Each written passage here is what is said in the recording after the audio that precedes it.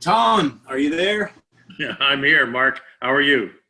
I'm good. I just went by the winery to pick up some more ZIN for the games today. I didn't see it. It looks like I think you've beat me to it. Where are you? Well, obviously, I'm at home, and it's lockdown Sunday in America, and it's football season. So I have the Bears and the Saints on behind me, and I'm doing the same thing.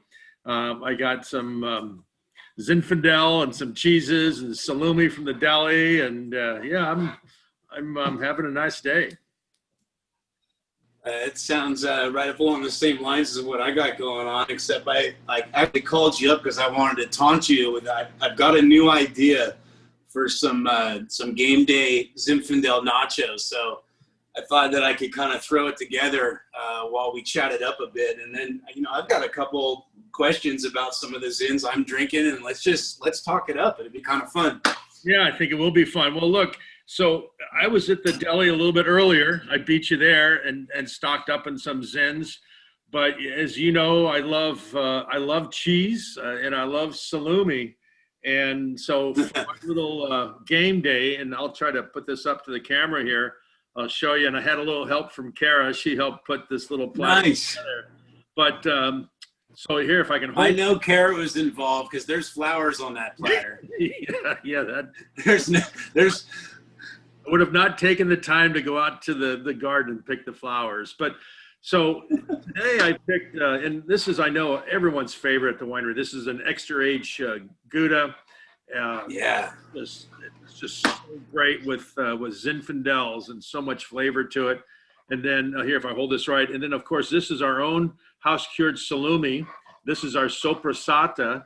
I was gonna say it looks like the sopressata. And then of course that's made with Zinfandel, our dry in, and with some peppers in there, so that's really good. And then this is another cheese I found earlier today, and this is called Old Croc, and it's from Australia. And it's a couple 2+ years old cheddar. And then this is Membrillo from Spain, quince paste, and the quince and the extra H Gouda. Oh, what a great pairing with that, with Zinfandel. So I got something good to munch on when watching the game. What are you preparing for your munchies today? Well, so I've got an idea for nachos, extreme nachos. They're going to be, I think they're just going to be perfect with the Zinfandel. And I'm drinking the Collins Zin.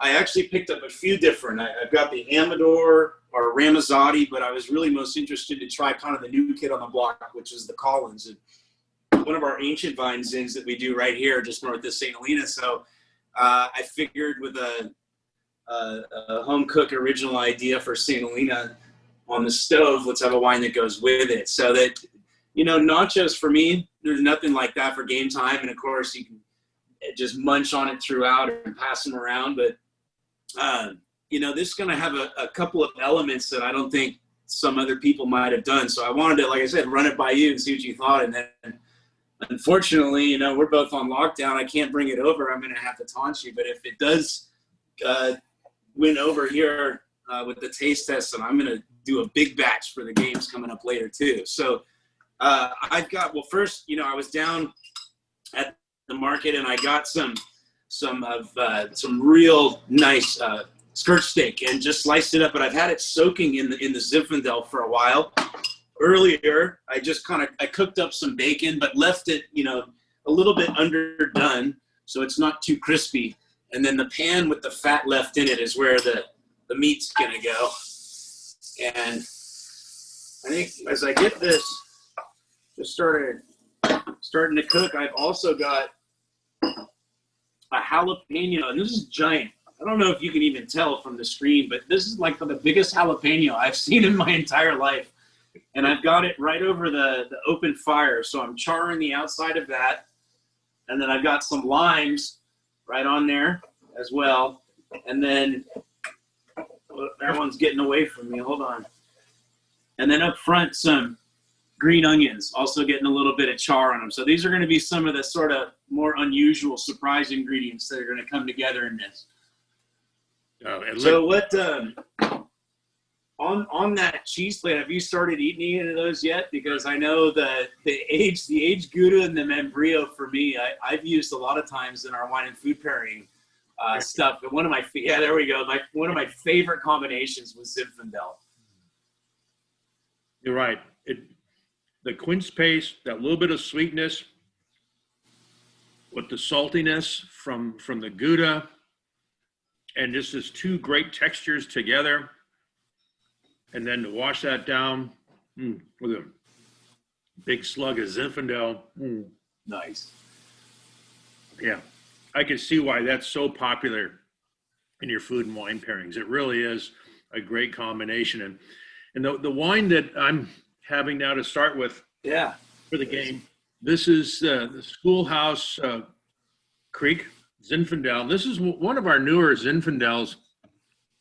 Boy, it's farmed by Joe Ramazzotti, and it's an amazing vineyard. It's at the very end of Dry Creek, all the way to the west, and it sits up on a ledge, beautiful orientation. It gets the sun all day long, and it's been in the ground for 47 years. The vines have never had irrigation. So what I mean is like no drip hoses. The only water that these vines get, two ways. One, it's either, coming from the heavens, or two, from underground. And the vineyard gets its name from a creek that goes behind the vineyard up on the mountain. And the roots go down 30, 40, 50 feet. And these old vines have just done so well, even through the drought years, because they eventually get water. And so even during the end of the season, when there's really not a lot of water out there, and we even saw this last harvest that, it was just so dry. A lot of the vines were really stressed out. These vines were still healthy, very low yielding. And that's one of the reasons these old vine ZINs can last so long, is that they're just so well balanced. They're self-balanced because they're head pruned, no wires, low yields, and it's just full of this blackberry, raspberry, a little bit of spice in the nose, and oh my God, this is just, I love. Dry Creek is like such the epicenter for great Zinfandels. Don't you agree?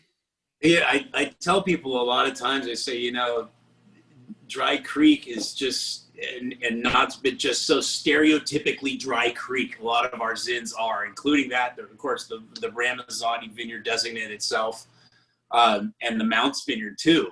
They all have that kind of rustic, earthy, smoky spice finish behind them, which is so indicative of that region, which makes their ZINs just so singled out from all of our others too, I think. Yeah.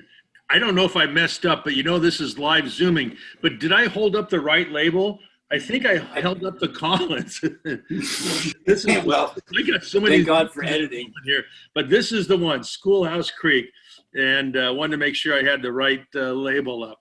But yeah, that's it's again another great Zinfandel, and another Zinfandel that I like a lot is from Duarte. And Mark, you've been around long enough. You probably saw some of the old Duarte ZINs that we used to make back a decade or two ago, right? That's right. You can still find some of those old cats in the corners of the library down there. Yeah, the Duarte was a Zinfandel that we had maybe 20 plus years ago. And unfortunately, there was a lot of development down in Contra Costa County, towards the town of Oakley and Antioch. And they pulled out, they should have been arrested for it. They pulled out these century-old vines, can never, ever be replaced, to build houses. And then they built the houses, and then that's when they had the big economic crash. So, I don't know whatever happened to those homes, but boy, it was sure sad. But they did keep one of the old blocks, and we were able to get it back. And so for the last couple vintages, we've been getting back some of the Duarte old vine. And this is another vineyard that is really shaped by its site. The vines grow on almost pure sand, as you know. And they're also, same thing as with Schoolhouse, there's no irrigation. and dry farm. All dry farm, but the same deal is that those roots go down 40, 50 feet and they eventually find some water. And that's what's kept those old vines down there and Oakley growing so well. And so that's another Zinfandel I think is perfect for this time of year, watching football and eating wings and chips and nachos and things like that. What else do you you know, I think so many times, you know, Zinfandel can mislead people or get them not so interested in them because, you know, there can be so overbearing. I think there's just two generalized styles that get abused. And I call it either the jam bomb, you know, like bring me the peanut butter and the bread, you know, they're so viscously sweet. Or you get kind of the opposite where it's, you know, who missed my Caesar with the pepper grinder, you know, and it's just fiery and spicy peppercorns. And, you know, we make so many distinctively different styles, but none of them really go to those ultimate extremes. And they make them, well, for a guy like me who's always just so interested in going, you know, pairing a food, you know, to bring out the best in the wine and the food together, it makes it so easy because of the balancing act. And when you start to narrow it down to our vineyards that are in this old and especially in that ancient vine category with all that stress, and it's just, you know, without trying to sound corny, that's just, it's like a human being. I think that it's like a designated hitter. You can come off the bench cold in a clutch moment and produce just the best product. And I think these kind of older vines with that stress behind them really exemplify that and give us such beautifully, elegantly balanced wines. And it makes it a joy to cook with. It's really well said, Mark. And I have to tell you that Dwardy goes right up to the edge, you know, of the extreme. It doesn't. That's the art of winemaking. Is that, yeah, it takes you almost there. You know, those vines. You know, Umberto's trying to get his nose here in that salami. He smells it. But it takes it right up to the edge, and it's not shy of alcohol. The Dwardy's 15.5, but it doesn't taste it. You know, it's just still. It doesn't come off hot. It doesn't come off hot, and there's just such intense fruit. And it's like you taste it and it's rich, but you know, at no time would you say it's hot or it's overripe or it tastes like prunes. It doesn't go there, but yet it just gets right to that edge. And I think that's the art of winemaking and the art of what Brooks can do and Jason and the team is that they know how to push the envelope, but yet achieve great success and balance. Well, I think not only they know the limits and they know the envelope to push, but it's the fact that they're taking such advantage of the different terroirs at their fingertips, because where the vines like Duarte, and then, you know, also we have Pilgrim, and that's in such warmer climates than we can even hope for to have steadily around here. So to go for more of that richer, fuller Jammin style makes a lot of sense. And then to keep some of the ones like we bring from Russian River Valley, in the higher altitudes like Black Sears out of Howe Mountain to have more of the spicy characters. So it's a joy, especially, you know, for a guy like me that is such a Zin kid, to have this many different styles, and then, you know, to get new ones to be able to play with. So well, that's off to those guys always. That Collins is just so spectacular. And as you say, it's in our own backyard here. It's in St. Helena, just a few miles north of town. And I know there's some century-old vines in there, and it was so popular. Our 19 Futures was I think one of our top-selling futures, and we oversold it. You know, I don't even know that much left to sell once we get it in the bottle. I think I might have had a little bit to do with that. So.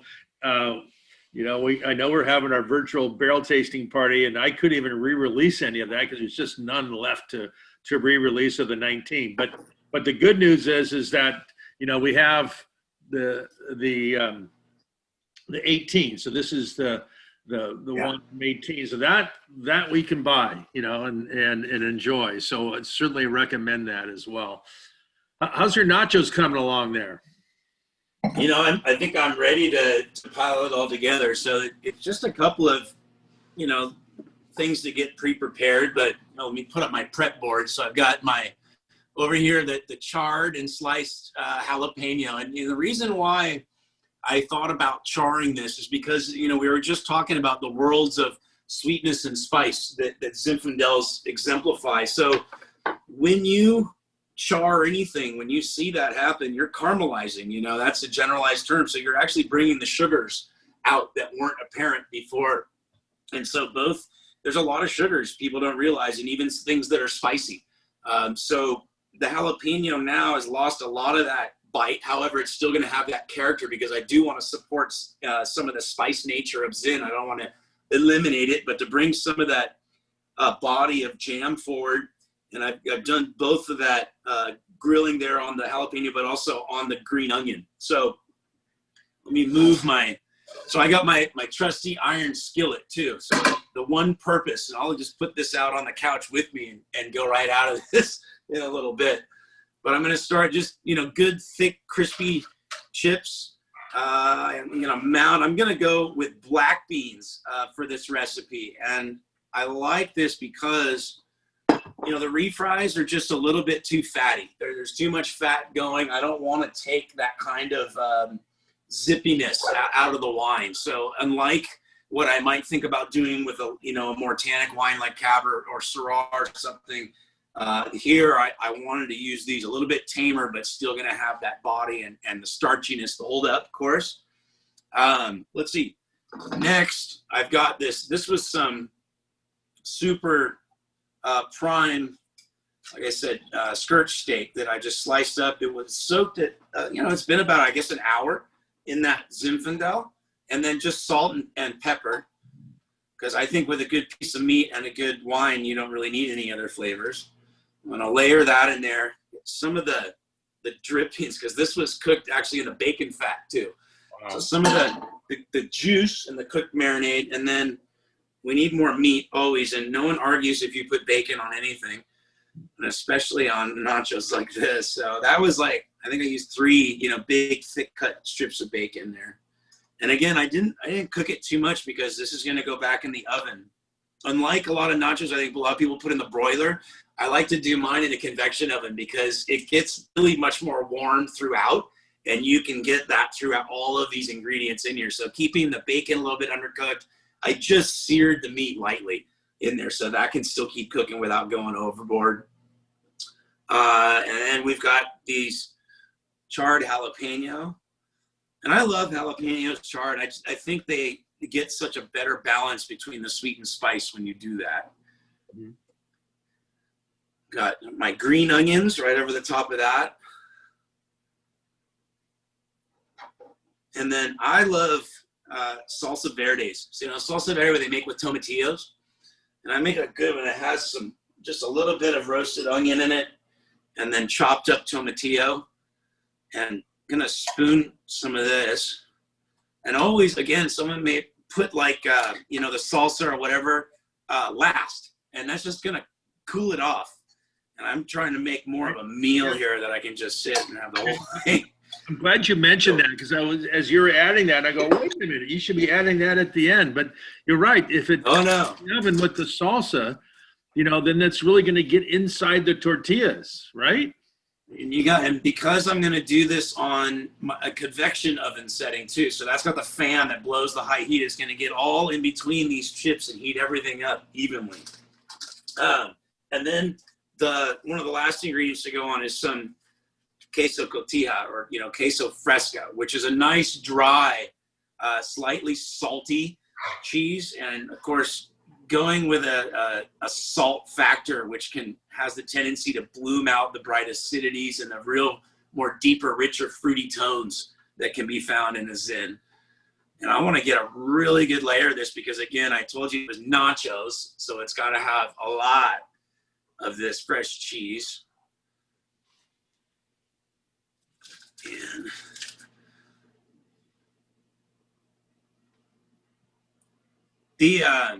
the Collins Vineyard, by the way, while I'm finishing this up, that's some pretty vines. If anyone is, if you've been up past the Bill Mill and just look over your shoulder the other side of the road, those old craggy things out there. And, I was doing a little investigating. Apparently those vines are exactly 100 years old this year. So they have rightfully earned the title of being ancient. Yeah, absolutely. Let me pop this in the oven here, and then when this comes out, I'm gonna just a couple things I'm gonna finish it off with. So let me get this in here, and then I'm gonna sit back down and sip on some wine while that cooks. That looks so good, Mark, and I hope that turns out, because I think by the time we watch the Sunday night game, I think we're gonna have to have I may have to come swipe a few of those tortillas from you. Well, there's a reason also why I have 3 bottles of Zinfandel for the games today, because I have a feeling there's going to be a lot of Zin and nachos in my future. Well, and Zinfandel is just, you know, again, you and I both love this variety. We champion it, but especially come January, it just seems like it becomes Zinfandel month. If there's I mean, I think we should celebrate Zinfandel every month, but it's typically the month that we have ZAP, which is the Zinfandel Advocates and Producers. It's the big tasting in San Francisco. You know, we're literally, you know, hundreds of, you know, thousands of Zinfandels are tasted. We've been participating in that for decades, you know, and we usually do a big food component with that as well. And, you know, and it's, we're typically have a barrel tasting party and which we're still having. And but it's going to be done virtually. And anyway, it's just a month we drink all this, and then just what we're eating too, and these foods like having our nachos, or you know, we're having wings, we're watching the games, all those things. Just Zinfandel does so well with. Well, I would be remiss if I didn't shout out one other Zinfandel, and we don't call this wine Zinfandel, but we should almost. And that's our Sattui family red. It's been part of our kind of Zin family here for so long. But it's not all Zinfandel. And this is, in fact, it has 9 different grapes in there. And we've been making this, and for the old timers, you might know, we used to call this Napa Valley Red. We changed the name, I don't know, probably early 90s to Sattui Family Red. But wasn't it spaghetti red at one point? Well, no, that's not true. We made spaghetti red, but we still had family red at the same time. And so that was just another wine that in fact, one of the great ideas I had to sell jug wine, and that's when we had the spaghetti. But the family red, and it's far and away our most popular selling red wine. In the month of December alone, for our little winery, we sold 1,000 cases of Sattui Family Red. That was about 20% of our production just in that 1 month. And so we know a lot of you watching this drink Family Red, and it's, you know, a lot of people don't realize this too. With the Family Red, it's declassified from some of our very best vineyards. So it might even have a little bit of Collins, a little School Creek, a little Ramazzotti, a little Duarte. It has Cabernet in there. It has a little Merlot in there, a little Petit Verdot, a little Malbec, some Petit Syrah.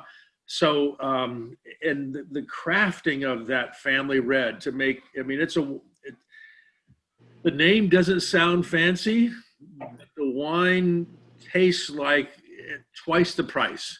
You know, and that's, I think, what makes Family Red so great, is that people, when they share it with family or friends, and if they don't tell them what they're drinking, they say, wow, this is an amazing wine. And lo and behold, it's, you know, it's not an expensive wine, but it tastes like one. That's what we should rename it for the next time around, twice the price. So, and again, value is important. I know all of us as wine drinkers, we're always looking for a wine not only that tastes great, but is a great value. And I think this is, you know, one of those wines that checks those boxes for us. It's a super great value, and it tastes, you know, again, like 2 or 3 times the price, I think, in my opinion. Yeah. No, I mean, I agree. And I chime in on what you said earlier too, is I don't think a lot of people are realizing where the grapes are really coming from, is from some of our most coveted vineyards are involved in that. And so, you know, I wish I could, you know, drink a bottle of Mount Veeder every night, but it doesn't say Marc's Winery out front. Currently it says Sattui. So when that's monetarily more feasible, I'll do that perhaps. But for now, I mean, to have fantastic value wine like that, where you're getting, you know, not only good value, but the quality of the wine and from where it's being sourced is insane. Yeah. I don't know. Can you tell the score of the game? I haven't been watching it lately, but it looks like, well, it doesn't have the score on there. Just wondering how Drew Brees is doing. If he's going to make it to the but I'm focused on my ZIN right now, and I'm thinking by the time these nachos are done and I'm done with you, I might be able to catch maybe the end of that one and then try to get ready for a second batch. Well, look, we got some great Zinfandels here. I think you also mentioned the Amador was another one of your favorites that were, is that on your list there? Yeah. I've got, you know, and I just wanted to pick up, you know, a few bottles that really represented some diversity in what we had. And so, you know, the Amador, which is getting up into the little bit higher altitudes, and it's really as far out into that end of California as we have any ZINs. And it's really so much more for those who don't want a richer, thicker, or overly viscous ZIN. That's much on the lighter, more brighter, ripe red berries, you know, kind of mountain raspberry. And it's got a great, you know, a little white pepper, not so aggressive black pepper, but a good white pepper spice to it. And then the other, you know, just a classic, a standby, which is the Ramazzotti, you know. And you mentioned that, you know, this is the single vineyard Zinfandel, and then the one that you're kind of highlighting today on the Schoolhouse Creek is, you know, contains some of those grapes in there, and it is farmed by Joe Ramazzotti himself. So I think we've got some good tie-ins together on our choices. But, you know, it's Ramazzotti, I would have to say, is the one that I hear the most requests for from our club members, especially. That's been I think our steadfast club member favorite for a lot of years now. Yeah, no, I agree. Well, look, I know we got some days of lockdown in front of us. You know, the governor has come out and said that we're on indefinite lockdown, so I'm not quite sure what that means. But we know that there's good news on the horizon. You know, the vaccines are getting rolled out. But in the meantime, you know, I think it's safe to say we're okay. We can hunker down. We got lots of good Zinfandel. There's still some good football to watch on upcoming weekends, and so, you know, to be able to share some of our what I call kind of our newer batch of Zinfandels, other than Ramazzotti, but some of these are some of our new additions, you know, with the exception of Family Red and such.